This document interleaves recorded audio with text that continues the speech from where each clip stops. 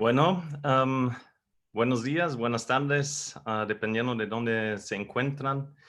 Y bienvenidos al primer webinar de una serie de 6 webinars que estamos realizando en una cooperación entre Digital Bank LATAM, Inspiring Development y Yapo Solutions. Creo que todos estamos viviendo una situación muy particular que la mayoría de nosotros, de ustedes, no han conocido antes, quedándose en casa a la fuerza. Vemos no solamente un impacto sobre nuestra vida a diario, en directo, en nuestras rutinas, sino también, por supuesto, en nuestro entorno. Espero que todos ustedes y sus familias estén bien, estén de buena salud. Eso es lo primero.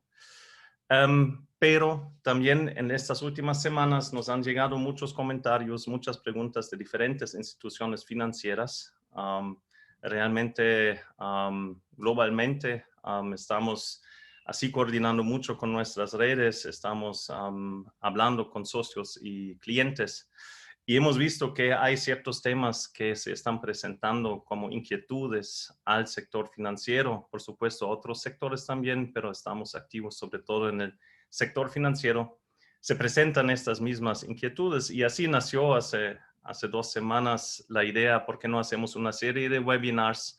Resumimos un poco entre estos 3 socios cuáles son las inquietudes que más hemos escuchado, que más nos vienen a preguntar, para empezar yo diría, a intentar de aclarar un poco la situación. Creo que todos sentimos una gran inseguridad. No se sabe a dónde nos lleva este virus. Y no solamente es el virus, sino también son las reacciones y las medidas que se toman para combatir los brotes de este virus. Entonces nació la idea para este webinar, para esta serie de webinars, van a ser 6 webinars, hoy es el primero. Vamos a tener 2 para el martes y el jueves de las próximas 2 semanas y un último en exactamente 3 semanas para cerrar la serie. La idea es de darles una orientación y por supuesto el entorno va a seguir cambiando en estas semanas y vamos a buscar de ajustar lo que estamos presentando a la situación cambiante, pero darles una orientación de cuál es la situación actual, cuáles son medidas que hay que tomar como institución financiera. Estamos esperando fuertes impactos, por supuesto, dependiendo de cuál es el entorno del mercado en cada país, pero estamos esperando fuertes impactos sobre sus operaciones. En gran parte, la mayoría de las instituciones con las cuales hablamos y trabajamos ya sienten estos impactos, entonces la mayoría del personal está en teletrabajo. Los clientes están empezando a tener problemas de pagar sus créditos vigentes. La originación de nuevos créditos está, se ve afectada, impactada. Vemos que hay y habrá probablemente más requerimientos de liquidez, entonces retiros de ahorros. Entonces hay una multitud de posibles impactos sobre una institución financiera y queremos darles una primera orientación. Vamos a entrar en temas como, digamos, a nivel de institución financiera, a nivel de gerencia, más digamos, la toma de decisiones más estratégicas. Contamos sobre todo con la colaboración con Inspiring Development, son los expertos en lo que es gestión de crisis en instituciones financieras, pero también vamos a entrar en lo que es realmente la organización de trabajo y sobre todo la comunicación con clientes. Tenemos allí al socio Digital Bank LATAM, que son los líderes en todo lo que son temas digitales a nivel latinoamericano.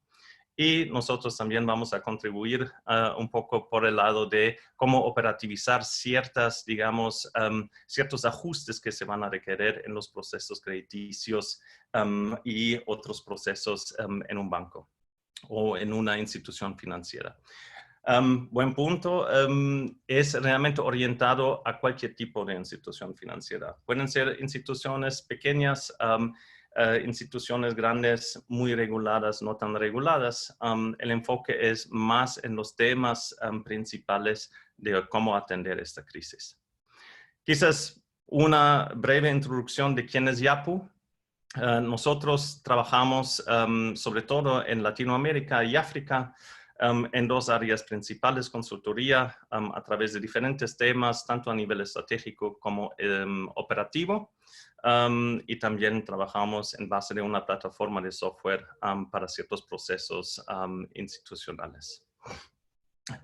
Pero más importante, hoy, primer webinar, quiero introducir a Guillermo Vaquero, profesor en el ESMT de Alemania, en Berlín, una de las escuelas de negocio líderes en Alemania, fundada por la industria alemana. Y nuestro experto de hoy que va a presentar sobre todo cuáles son los impactos más a nivel económico, a nivel de mercados y sobre todo con vista a lo que es el sector financiero. Con eso, Guillermo, muchas gracias por tomar el tiempo, muchas gracias por estar aquí. Te paso la palabra y me voy en mute. ¿Sí? Muchas gracias. Bienvenidos a todos.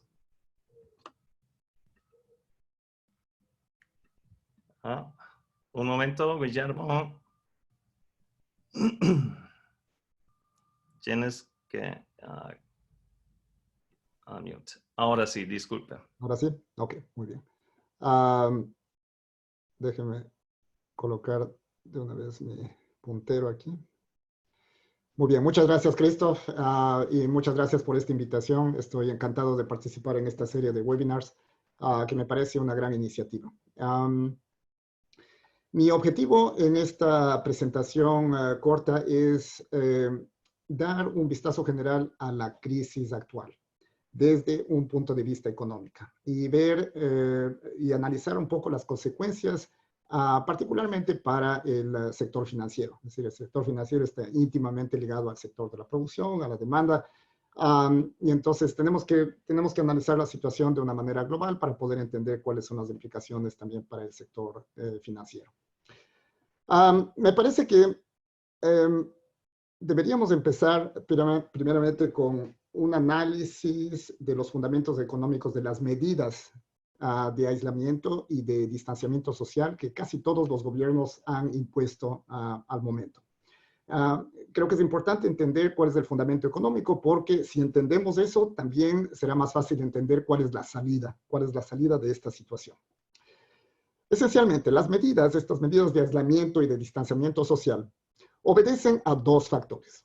Primeramente, en comparación con otros virus, el COVID-19 tiene una tasa de mortalidad relativamente baja, pero en cambio tiene una rápida diseminación. Es un virus muy contagioso. El número de infectados en la parte más rápida de la epidemia, en la parte más crítica de la epidemia, el número de infectados se duplica cada 4 o 5 días.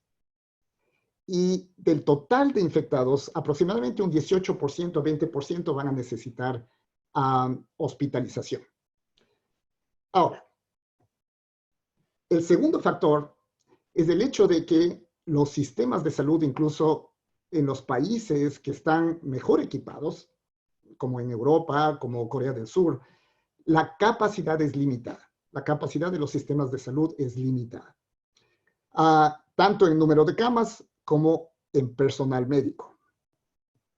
De manera que estos dos factores han llevado a la necesidad de lo que se llama aplanar la curva de contagio, y voy a mostrar un par de gráficos que probablemente todos conocen ya. Pero aplanar la curva de contagio significa reducir la velocidad de contagio para evitar precisamente llegar a esta parte crítica de congestión del sistema de salud, de congestión en los hospitales, de congestión en las salas de cuidados intensivos, de ambulancias, de morgues, etc. En este gráfico de la Comisión Económica para América Latina, para poner en perspectiva los datos de América Latina, en este gráfico lo que vemos es precisamente la capacidad en hospitales, la capacidad, el número de camas de hospital por cada 1000 personas. Número de camas de hospital por cada 1000 personas en el 2018, son los últimos datos que disponemos. Y aquí, estos son prácticamente los datos para América Latina. Y lo que vemos aquí es, primero, esta línea de color rosado. Esta línea de color rosado es el promedio mundial, que es un poquito debajo de 3 camas por cada 1,000 personas. Y lo que vemos es que casi todos los países de Latinoamérica están por debajo del promedio mundial. Por debajo del promedio mundial. Hay muy pocos países que están por encima del promedio mundial, como por ejemplo Barbados, Cuba, Argentina. Se encuentran arriba de ese promedio, que es aproximadamente 3 camas por cada 1,000 personas. Ahora bien, ¿qué es lo que sucede en países como en Alemania? Alemania tiene, por ejemplo, 8 camas por cada 1,000 habitantes. Corea del Sur tiene 12. Francia tiene 6. España tiene aproximadamente 3. Italia igual tiene 3. Estos países que están sobre el promedio mundial ya se han visto en una situación casi catastrófica en el pico de la epidemia. Es decir, países que tienen una gran capacidad en su sistema de salud se han visto ya congestionadas las salas de hospital y congestionados los servicios de emergencia.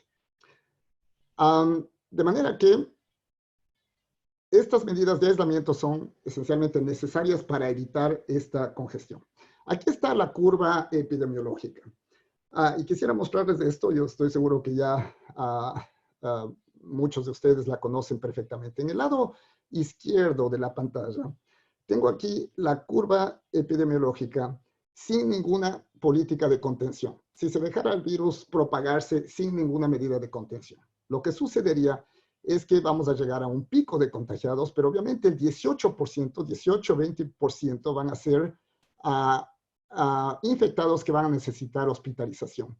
Y vamos a llegar a un punto en el que el número de personas que necesitan hospitalización va a exceder el número de camas disponibles en el sistema que está dado por esta línea. Que aquí esta área de color amarillo es precisamente un punto crítico en el que los hospitales van a empezar a racionar los servicios de salud y vamos a llegar a una situación trágica en la que los médicos y las enfermeras van a tener que decidir a quién salvar y a quién no. Para evitar precisamente esa situación, se necesita aplanar esta curva, aplanar la curva de contagio.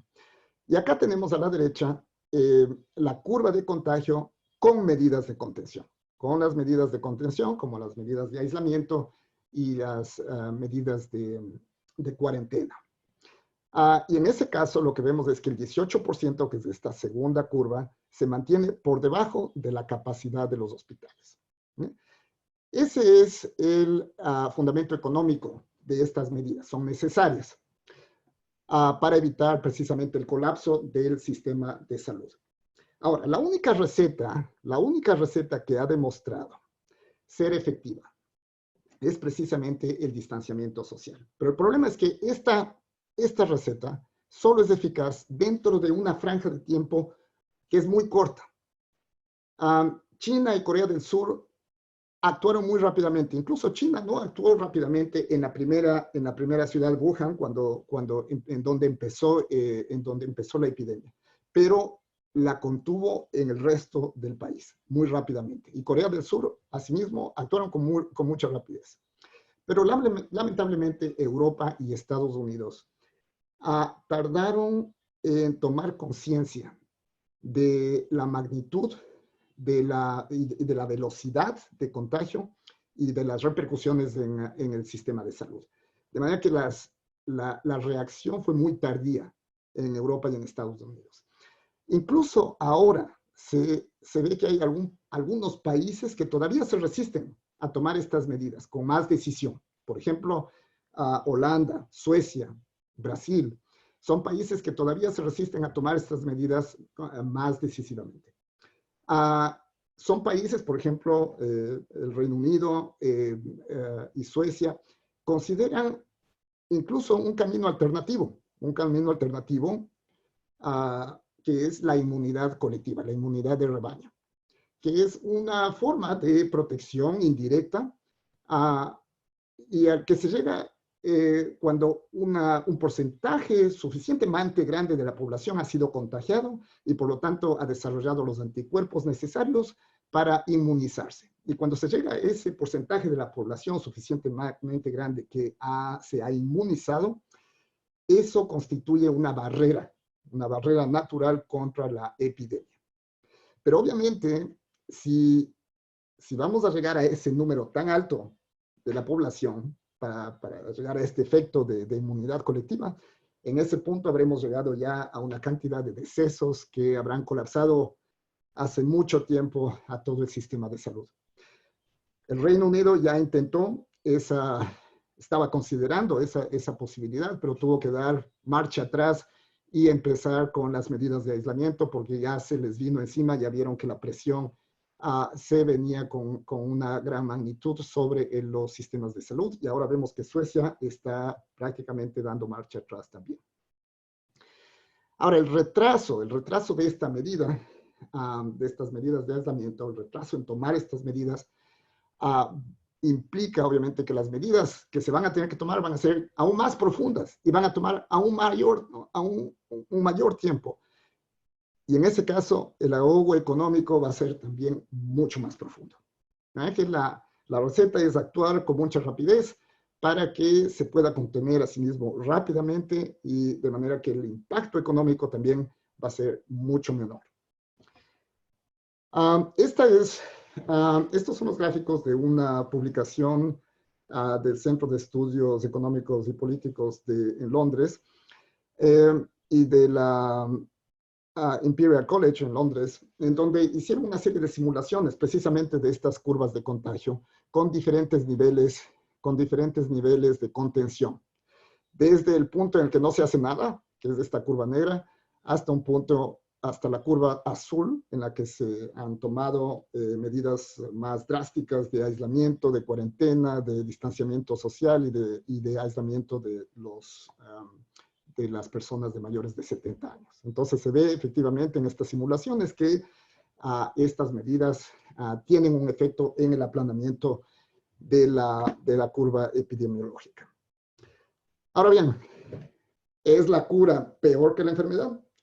Las medidas de distanciamiento social son necesarias, como hemos visto, para romper la cadena de contagio y evitar el colapso de los sistemas de salud. Sin embargo, estas medidas obviamente también han interrumpido el flujo de bienes, el flujo de servicios, el flujo de capital humano, han estancado las economías, han cerrado todas las actividades económicas y eso potencialmente nos está llevando a una recesión global.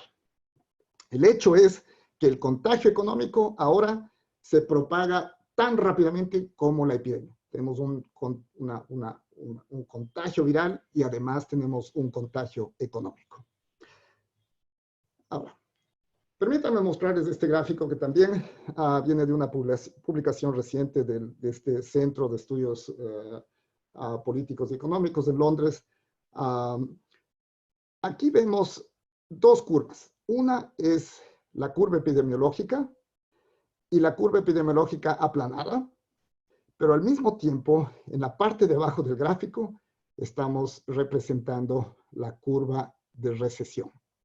La curva roja es la curva de recesión a la que se llegaría sin las medidas de contención, Entonces vemos que esta curva roja no es tan profunda como la curva azul, que es el caso de una recesión con las medidas de contención. Obviamente, al imponer un aislamiento y un cierre de la economía, la recesión es mucho más profunda, mucho más fuerte.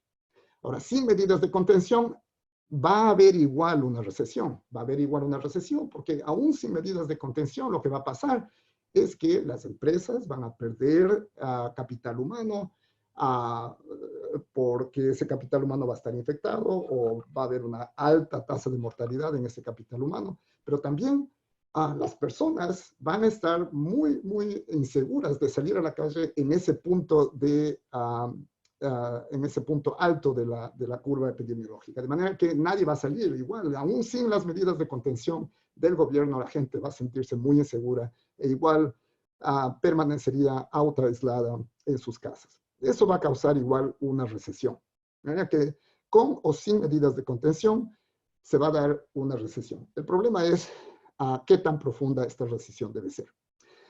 Ahora bien, El objetivo es, por lo tanto, por un lado, aplanar la curva de contención de manera que no se llegue a un colapso de los sistemas de salud, pero también necesitamos aplanar la curva de recesión lo más que se pueda, hasta el momento en el que se pueda, domesticar la epidemia a niveles, hasta niveles manejables. Ahora, este es un panorama lleno de incertidumbres. Manejamos muchas incertidumbres respecto a la epidemia misma.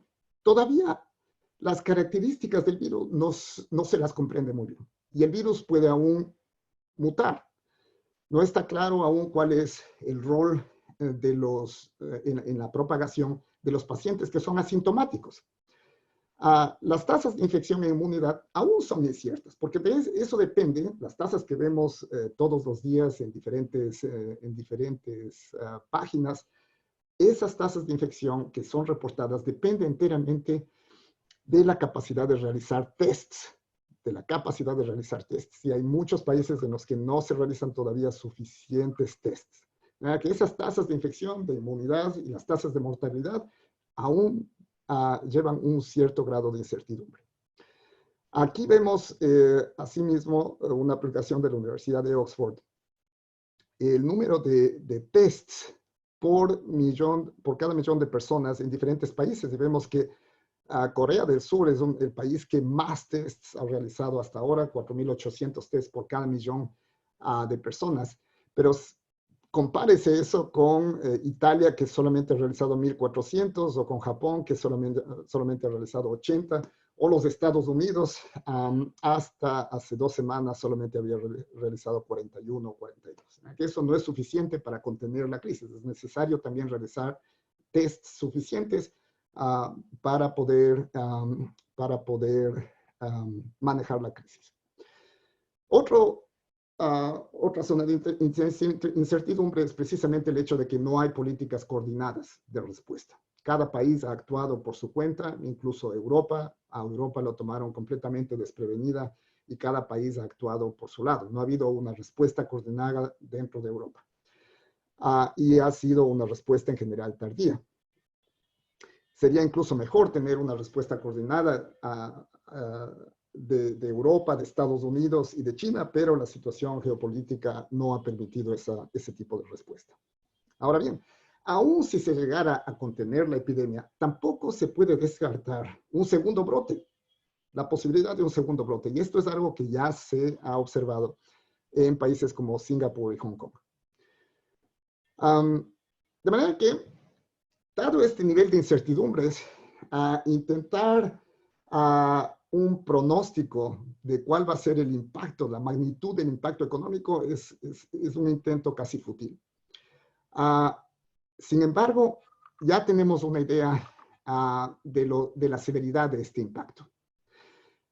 El número de desempleados, el número de personas que han pedido justamente una protección contra desempleo en los Estados Unidos ha aumentado en las últimas semanas de tal manera que, comparado con la crisis del 2008, ese número de desempleados el número de desempleados que hace 2 semanas han pedido por estas ayudas contra desempleo es prácticamente 5 veces más que el número de personas que pidió esta protección en el peor punto de la crisis del 2008. O sea que ahora tenemos 5 veces más. Eso ya nos demuestra que esta crisis tiene el potencial de ser una crisis mucho más profunda que la del 2008. El hecho es que el panorama económico para aquellas economías que actuaron tardíamente se ve desolador. Ahora, hacer un pronóstico de cuál va a ser la magnitud del impacto es difícil. Aquí tenemos, por ejemplo, datos de El Economist, esta revista británica muy reputada, en la que en este gráfico se han representado los pronósticos de diferentes economistas, de diferentes instituciones, de bancos de inversión, de consultorías, etc. Y lo que vemos es que los pronósticos son muy difíciles. a través de los países, es muy difícil de hacer un pronóstico. Esos pronósticos varían, por ejemplo, para el área euro, entre un poco menos de cero, una contracción económica, que va desde un poco menos de cero hasta menos 9%, en el peor de los casos. Para el Reino Unido es apenas un poco más de 1% o un poco más del cero, hasta en el peor caso prácticamente menos 8%. En los Estados Unidos variaría más o menos entre 0 y menos 7%, 8% igual. Para Japón podría llegar hasta menos 5, menos 6%. Para China hay una posibilidad de que haya una expansión, pero también hay una probabilidad, hay muchos que pronostican que va a haber una recesión en China de menos 3%. Okay. Es muy difícil lograr una predicción. No hay en este sentido un consenso entre expertos y economistas acerca de cuál va a ser la magnitud. Las incertidumbres son demasiado grandes. Este es otro gráfico de la CEPAL, de la Comisión Económica para América Latina, en la que se representa en esta curva rosada o de color rojo, se representa cuál va a ser la previsión del crecimiento mundial. De nuevo, es un pronóstico del crecimiento mundial en diferentes estadios de esta pandemia. El impacto en China ya había reducido esa previsión del crecimiento mundial a 2.9%. Cuando llegó a Europa, cuando Europa se convirtió en el epicentro de la pandemia, ese pronóstico bajó a 2.3%. Y ahora hay un impacto generalizado en los Estados Unidos. Los Estados Unidos se está convirtiendo en el epicentro. Ahora el impacto se estima en 1.2% del crecimiento. El crecimiento a nivel mundial va a ser 1.2%. Y se estima que ahora, a comienzos de abril, el impacto en el crecimiento mundial va a ser esencialmente menos 3, menos 4%, a medida que la pandemia se generaliza y el número de casos infectados aumenta exponencialmente. Muy bien. Esa es la situación global. Ahora, la cuestión es cuál es el impacto específicamente para América Latina y para el Caribe. La CEPAL ha identificado 5 canales externos de impacto hacia América Latina y el Caribe. Y son los mismos 5 canales externos que van a afectar a las economías emergentes y países en desarrollo, no solamente en América Latina y el Caribe. El primer canal es obviamente la disminución de las exportaciones hacia los países europeos, hacia China, hacia Estados Unidos. Obviamente, esta contracción en esas economías tiene como resultado una disminución de la demanda y una disminución de la demanda también por los productos que los países de América Latina y el Caribe exportan. Hemos visto ya, hay de hecho ya indicios de que hay economías emergentes que están apenas entrando en los primeros estadios de la epidemia, pero que ya han sufrido una contracción en marzo, precisamente como resultado de la contracción en China, Europa y en Estados Unidos. Obviamente aquí vemos justamente el estudio de la CEPAL indica la dinámica de las exportaciones. La dinámica de las exportaciones va a bajar menos 10.7%. A nivel global, menos 21.7 las exportaciones hacia China, Estados Unidos menos 7.1, Unión Europea menos 8.9, y en general América Latina también va a reducir sus exportaciones considerablemente. De manera que este es el primer factor. El segundo factor, obviamente la caída de los precios de los productos primarios, como el petróleo, minerales, etcétera, de los cuales América Latina depende muy fuertemente. Que la caída de los precios del petróleo en este momento está creando un desequilibrio en los déficits fiscales de todos los países. Un tercer canal es la interrupción de las cadenas de suministro globales. Obviamente, China, con una parada económica de prácticamente 3 meses, de enero, febrero y marzo, todas las cadenas de suministro globales se interrumpieron. Aquí vemos cuál es el impacto, cuál es el rol de China en las cadenas de suministro globales. Prácticamente Y esto es en porcentaje del valor agregado en cada uno de estos países. Y vemos que hay países en todas las regiones, en Asia, Europa, y en todas las regiones, China tiene un rol importantísimo en estas cadenas de suministro. Otro factor importante, otro canal importante de impacto en América Latina va a ser la caída en la demanda de turismo. No solamente por la recesión misma, porque la gente va a tener menos capacidad para este tipo de actividad. Las personas que van a estar, las personas de Europa o de Estados Unidos que típicamente viajan a América Latina no van a tener los recursos necesarios. Pero también el otro problema es que probablemente se van a mantener restricciones a la movilidad. La industria aérea ya ha sido impactada muy fuertemente, pero no es claro cuándo eso se va a recuperar, cuándo esa movilidad se va a recuperar. Probablemente hasta fines de año vamos a mantener aún restricciones de movilidad a través de los países. De manera que la demanda de turismo va a caer precipitadamente. Finalmente, un quinto canal son las condiciones adversas en los sistemas financieros en general. La gente, todos los inversores están buscando liquidez y eso significa que están retirando sus capitales. Y están retirando sus capitales también de los mercados emergentes y de América Latina. En los últimos 3 meses, enero, febrero y marzo, en los primeros 3 meses del 2020, se ha dado ya una salida de flujos de capital de los mercados emergentes de 83 billones de dólares, que es algo que nunca se ha visto. Es una cifra que nunca antes se ha visto en salidas de capital. Eso obviamente va a impactar fuertemente a cualquier economía en el lado financiero. Ahora bien, ¿cómo entender el impacto económico de la crisis? Las preguntas de aquí que nos atañen. ¿Cuál va a ser la trayectoria del choque económico? Es una pregunta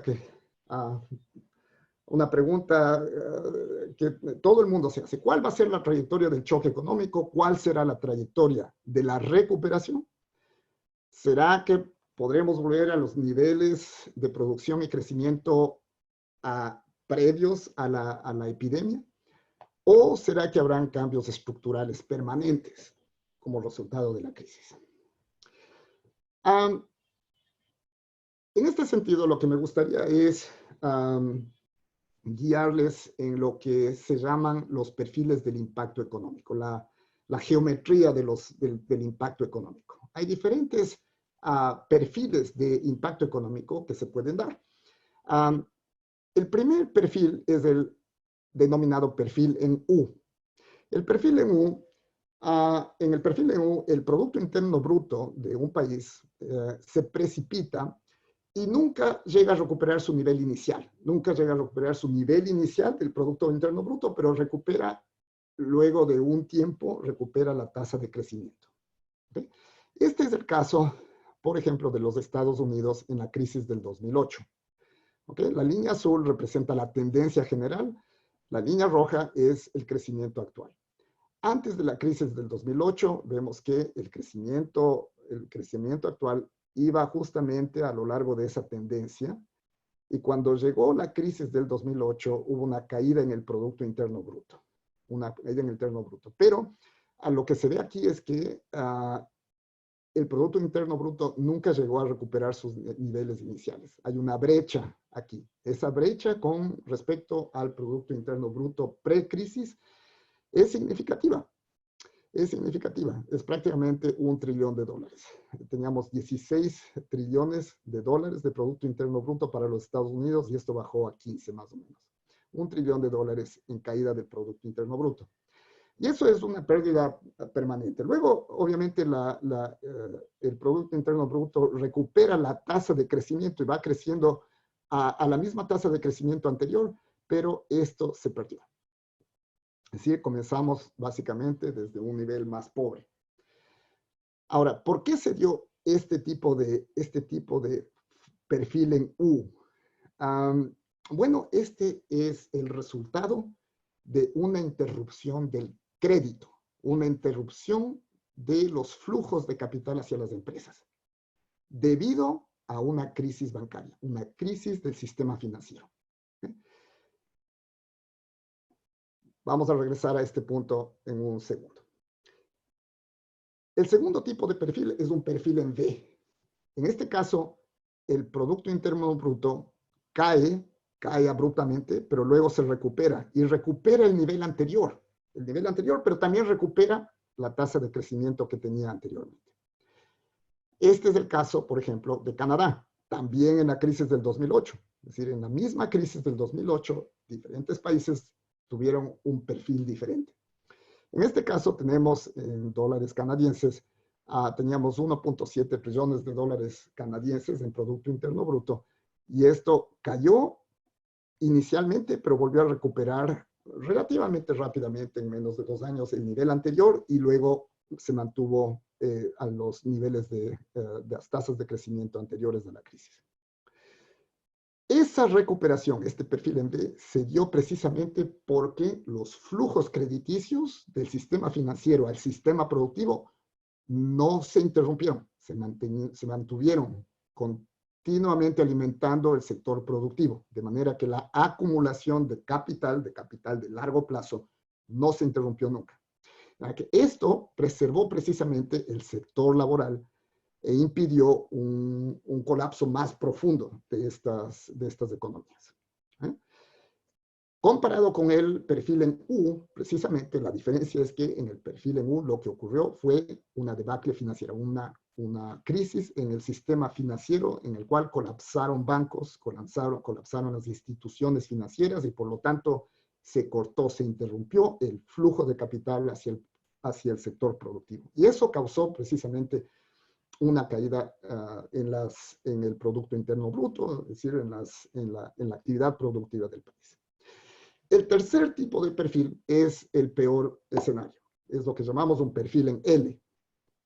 En este caso, el Producto Interno Bruto cae abruptamente, pero nunca llega a recuperar el nivel inicial y tampoco llega a recuperar las tasas de crecimiento que tenían antes de la crisis. En otras palabras, esta brecha con respecto a la tasa de crecimiento o a la tendencia que había antes de la crisis, esta brecha sigue incrementándose con el tiempo. Aquí hay una espiral en la que el Producto Interno Bruto sigue deteriorándose. Este es el caso de Grecia, también en la crisis del 2008. Aquí tenemos en billones de euros, y esto cayó también precipitadamente, este Producto Interno Bruto. De manera que, en este caso, esta caída representa un daño estructural permanente, contrariamente a lo que ocurrió en Estados Unidos, en donde se perdió parte del Producto Interno Bruto, pero por lo menos se mantuvo el crecimiento del Producto Interno Bruto. En este caso tenemos un daño estructural permanente, en el cual el sector productivo continúa deteriorándose y contrayéndose. Lo que ocurre aquí es que el crédito se contrae, eso afecta al sector laboral, el sector laboral se contrae, y con el crédito contrayéndose y el sector laboral contrayéndose, esto causa a su vez una mayor contracción en el sector productivo. Y esto es una espiral que mantiene deteriorando continuamente al sector productivo.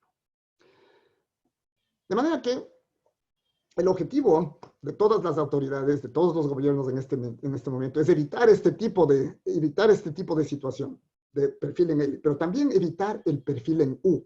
Y de lo que se trata es precisamente de mantener o de llegar a un tipo de situación como en el perfil en B. Pero para eso es necesario mantener los flujos de capital del sistema financiero hacia el sector productivo. Hay muchas crisis en la historia de la humanidad, muchas crisis financieras, y hay muchos ejemplos precisamente en los que cuando ha habido una situación, por ejemplo, como el perfil en U, es precisamente porque se cortó el flujo de capitales hacia el sector productivo. Muy bien. Aquí quisiera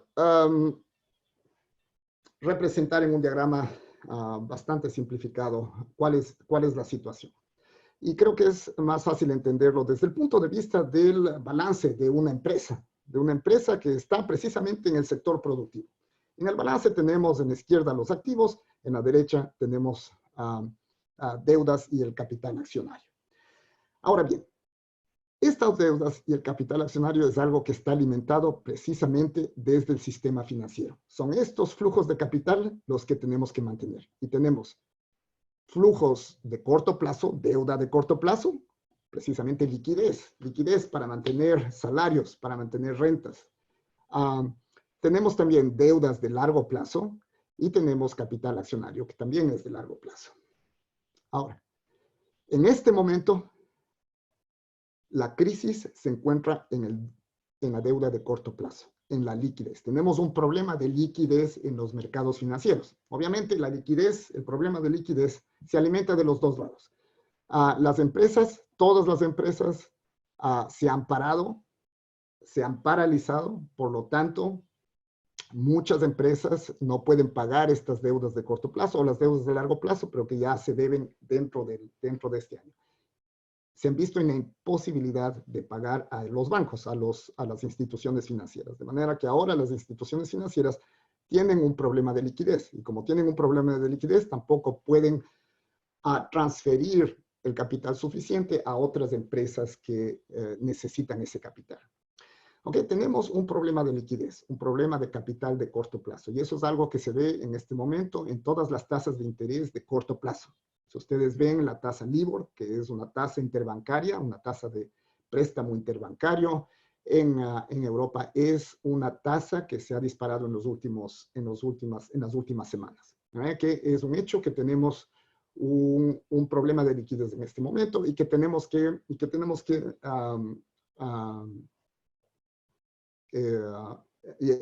actuar sobre ese problema de liquidez. Ese es el primer objetivo en este momento. Ahora bien,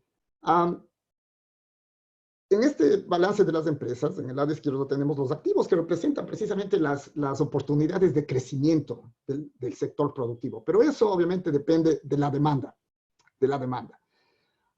y depende de que las personas, las empresas consuman los productos que se llegan a producir en el sector productivo. ¿Okay? Ahora bien, ¿qué tipo de perfil va a tener el impacto económico del COVID-19?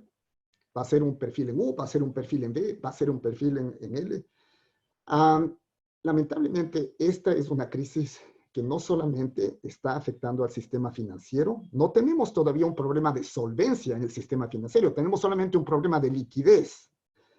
Pero podemos llegar a un sistema de insolvencia, en el cual empezamos a ver quiebras de bancos y de instituciones financieras. No estamos todavía en ese punto. Y contrariamente a la crisis del 2008, ahora los bancos y las instituciones financieras están mucho mejor capitalizadas, que pueden resistir mejor la crisis en este momento. Que no estamos todavía en un problema de insolvencia, pero hay que evitar llegar a ese punto. Que lo primero que se debe hacer es actuar sobre este problema de liquidez. Y recuerden ustedes que el problema del perfil en U, que es lo que tratamos de evitar, es precisamente la interrupción de estos capitales, de estos flujos de capitales. De manera que el objetivo primordial en este momento de todas las entidades, de todos los gobiernos, del Fondo Monetario, el objetivo es preservar el sistema financiero para que estos flujos de capital no se interrumpan. La primera medida que se está tomando es un apoyo al sistema financiero y es una provisión de liquidez. Y los gobiernos, el Fondo Monetario no está escatimando recursos para ayudar al sistema financiero, para garantizar que estos flujos de capital no se interrumpan. La segunda línea de apoyo es lo que muchos gobiernos ya han hecho, han empezado con paquetes muy, muy grandes, nunca antes vistos. Otro tipo de medida es precisamente la compra de bonos de deuda y de empresas, y también de países, para aliviar al sistema financiero, que los gobiernos mismos están entrando en esa compra de bonos de deuda y de empresas, para aliviar esa presión. Ahora, el problema de esta crisis es que no solamente está afectando el sistema financiero, como fue la crisis del 2008, pero también está afectando directamente al sistema productivo. Este no fue el caso en la crisis del 2008. El sistema productivo en la crisis del 2008 sufrió las consecuencias del sistema financiero, del impacto en el sistema financiero. Pero aquí tenemos un impacto directo de la crisis sobre el sector productivo debido a la paralización de todas las actividades económicas. Están paralizadas en todo el mundo. Que la segunda línea de apoyo es apoyo a la producción. En este sentido, también Europa, Estados Unidos, el Fondo Monetario se han comprometido a un salvataje de empresas, dando garantías de préstamos, acceso más fácil al crédito, inyección no solo de liquidez, pero también preservación del empleo. De manera que el rato que salgamos de esta crisis, que es temporal, ¿vale? La epidemia es una situación temporal. Todavía no sabemos cuánto va a durar, pero es temporal. Por último, el momento en que se descubra una vacuna, la situación va a terminar. Esperemos que no tengamos que esperamos que no tengamos que esperar hasta la vacuna para reactivar la economía. Pero el hecho es que esta es una situación temporal. Y lo importante es que todas las empresas en el sector productivo tengan listo su mano de obra, tengan listo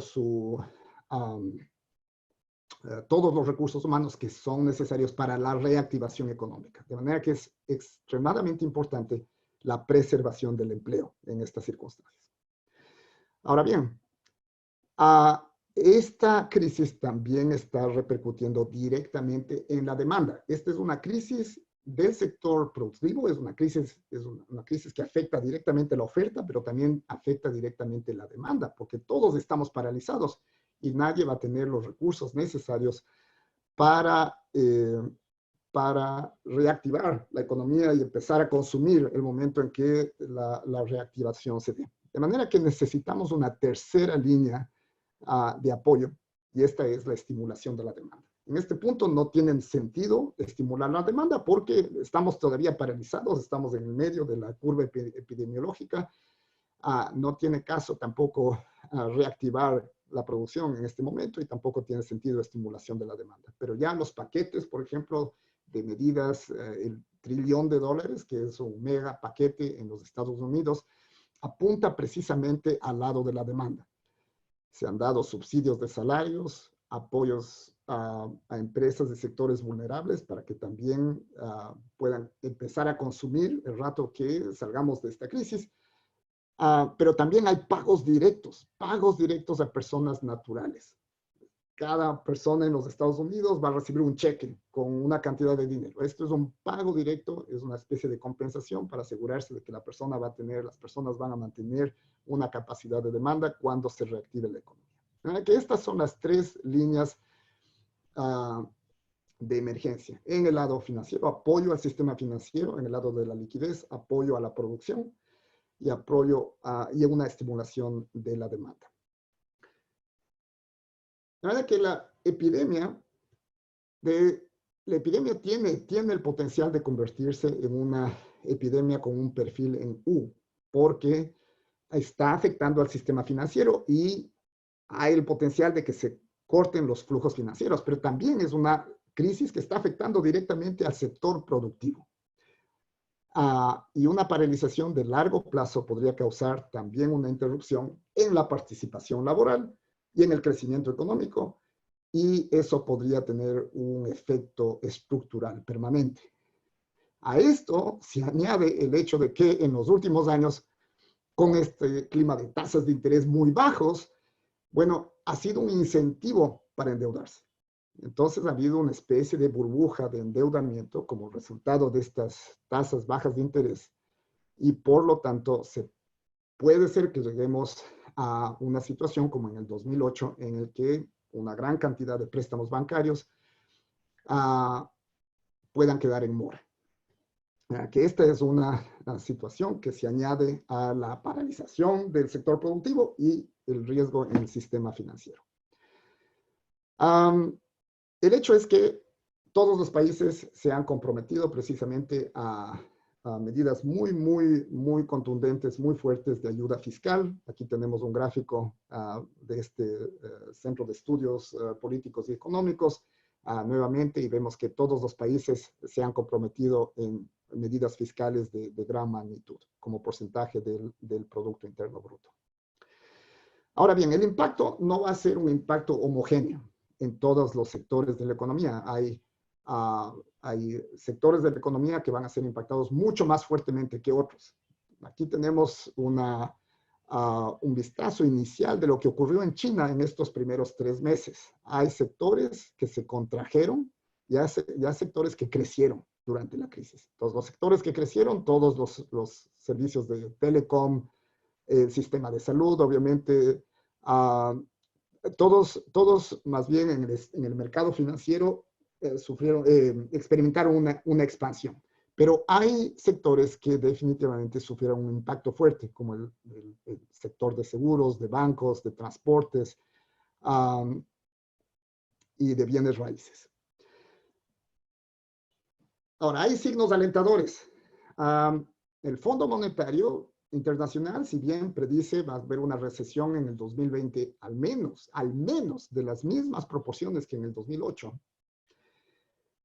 también predice que va a haber una recuperación económica en el 2021. Y esto es precisamente porque la epidemia es una cosa temporal. Y el objetivo aquí de todos los gobiernos y de todas las instituciones como el Fondo Monetario Internacional es preservar el sector productivo lo más que se pueda, preservar el sector laboral lo más que se pueda. Hoy día, precisamente hoy día fue el primer día en el que la China no ha reportado decesos por el COVID-19 y eso es una noticia alentadora. Al menos vemos una luz al final del túnel.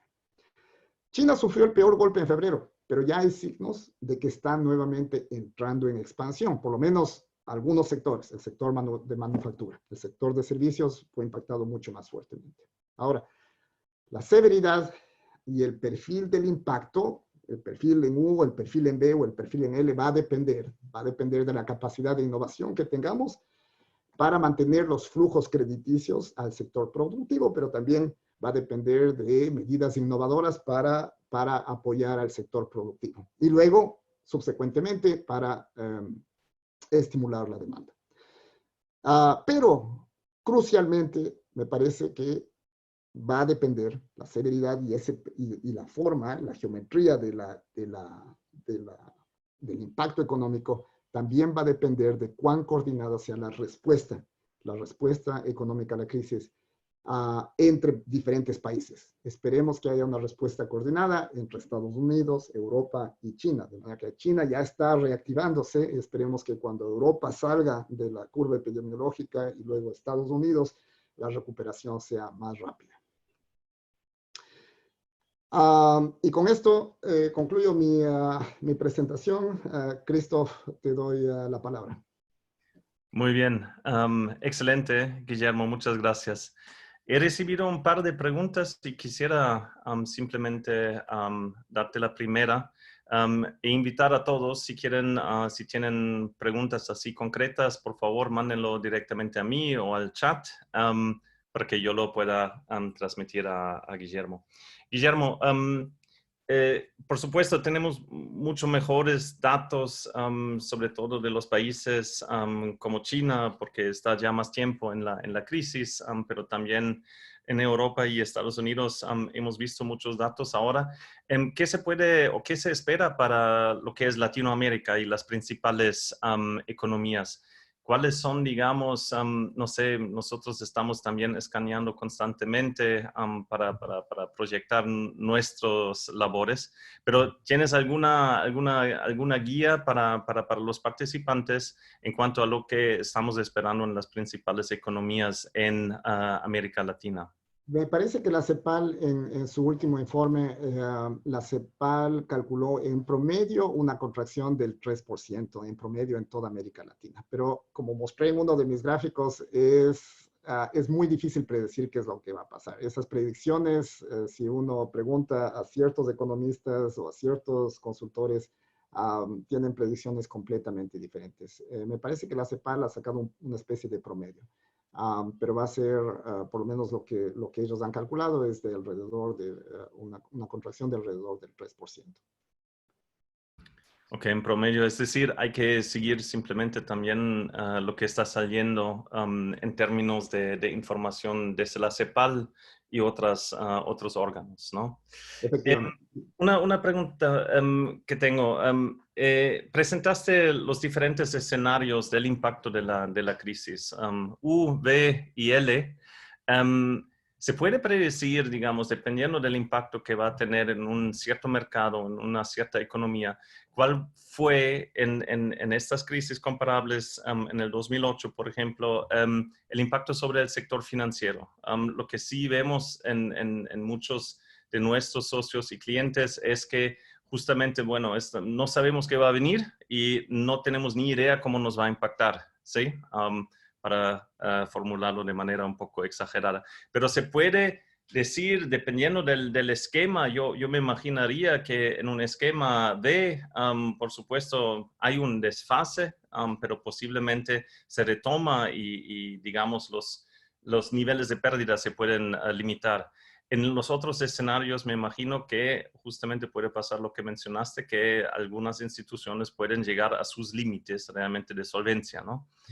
¿Hay datos sobre eso, el impacto del sector financiero por una crisis no financiera, ¿no? La Por una originación crisis no no fue financiera. financiera, ¿sí? Correcto, correcto. Exactamente, es una muy buena pregunta. Contrariamente a la crisis del 2008, en la que se dio una crisis financiera, es decir, los bancos tenían un problema estructural y eso fue lo que llevó a la crisis financiera del 2008. Contrariamente a esa crisis, en este caso no tenemos, el origen de la crisis no es el sector financiero, está mucho mejor capitalizado que en esa época, que está en mejores condiciones para soportar la crisis. Pero contrariamente al 2008, en el que recapitalizar los bancos, es decir, medidas gubernamentales para recapitalizar bancos, esas son medidas sumamente controversiales, pero no en esta situación. En esta situación en la que obviamente las instituciones financieras también sufren las consecuencias de la pandemia, los gobiernos más bien han demostrado un compromiso para mantener justamente la liquidez de estas instituciones financieras y evitar que lleguen a un problema de solvencia, que ahora va a depender de la capacidad de los gobiernos. Por lo menos hay gobiernos, bueno, Europa, particularmente Alemania, están muy bien posicionadas para llevar a cabo este apoyo a instituciones financieras. Pero lamentablemente no todos los países tienen esa capacidad y en América Latina vamos a tener que contar con el apoyo del Fondo Monetario para mantener a las instituciones financieras en pie. Súper. Ahora sí, he recibido varias preguntas. Una gran parte de ellas voy a responder anunciando los próximos webinars. Una última, sí tengo, es justamente tu último punto y es una pregunta que nos ha llegado. Es justamente alrededor, bueno, claro, bonito. Yo estoy en Alemania, el gobierno alemán tiene los bolsillos profundos, ¿sí? Es decir, hay fondos, más fácil de reaccionar, hay grandes programas. Ahora en la región vemos muchos países que no tienen estos bolsillos. Tomamos, y aquí tenemos muchos participantes también del Ecuador, vemos que es el más difícil. El país está con su deuda y no va a tener estas facilidades. Correcto. ¿Qué se espera allí? No sé, ¿qué escenarios o qué ayudas podemos esperar en este caso? Correcto. Y no es solamente el caso del Ecuador, hay muchos otros países que están en una situación similar, tal vez un poco mejor, pero es una situación similar. El hecho es que la pandemia le ha tomado a América Latina y al Caribe una posición bastante débil en general. Pero justamente las organizaciones multilaterales están muy conscientes. Ya ha habido desembolsos del Fondo Monetario y del Banco Mundial, justamente previendo lo que va a suceder en el sector financiero. Y luego va a venir los siguientes fondos. Esperemos que el Fondo Monetario tenga la capacidad suficiente para ayudar a través de, no solamente en América Latina, van a tener que ayudar a muchos otros países, probablemente en África también. Creo que el Fondo Monetario tiene una cierta capacidad para eso, pero también van a haber economías desarrolladas, Europa, que probablemente van también a actuar para mantener la situación estable en países como los países de América Latina. Que sí, ya hay de hecho desembolsos. El Fondo Monetario ya se ha comprometido para desembolsar una cierta cantidad bastante importante en el Ecuador. No tengo justamente la cifra aquí, no tengo una transparencia para mostrarles, pero ya se ha dado y hay otros países que están en ese mismo proceso. Sí, ahora tenemos muchas preguntas más. Desafortunadamente, ya estamos 2 minutos sobre el tiempo. Por supuesto, con mucho gusto podemos también responder a través de email cualquier otra pregunta donde podamos ayudarles. Si vemos que hay mucho interés más, veamos si hay otra sesión al tema. Había algunas preguntas que entendemos muy bien y vamos a atender la próxima semana, que son justamente alrededor qué puede hacer una institución financiera. Es decir, ahora estoy en la situación, muy concretamente, ¿qué hago? ¿Cómo hago una reproyección de mi crecimiento de mi negocio este año? ¿Cómo voy en comunicación con mis acreedores? ¿Qué puedo hacer con los contratos? ¿Cuál va a ser el impacto que tengo que esperar? Y tenemos una sesión el próximo jueves con Inspiring Development sobre este tema, justamente de cómo atender esta crisis en una institución financiera. También vamos a tener a Digital Bank el próximo martes para ver cómo se pueden usar y tomar ventaja de ciertas soluciones digitales que nos van a ayudar también con distanciamiento social, atender nuestros clientes, nuestros miembros en caso de cooperativas. Así que les tengo que pedir algo de paciencia hasta la próxima semana para tener respuestas mucho más concretas que van más al tema operativo de una institución financiera. Y por supuesto, cualquier tema de pronósticos, bastante difícil ahora en este entorno. Estamos con una muy buena situación de data en los países de Europa que están un poco más tiempo en la crisis. Estamos siguiendo cuáles pueden ser los pronósticos para América Latina y el Caribe. Por hoy, muchas gracias, Guillermo. Muchas gracias a todos los participantes. Sigamos, por favor, en comunicación. Si hay más preguntas, estamos disponibles. Podemos también canalizar a Guillermo en la medida posible algunas preguntas de seguimiento. Hasta ahora, muchas gracias. Hasta la próxima semana. El martes hay el nuevo webinar en la serie. Les vamos a informar si están registrados. Fuerte abrazo a todos, quédense en casa y hasta la próxima. Gracias, Guillermo. Chao. Gracias, Cristian.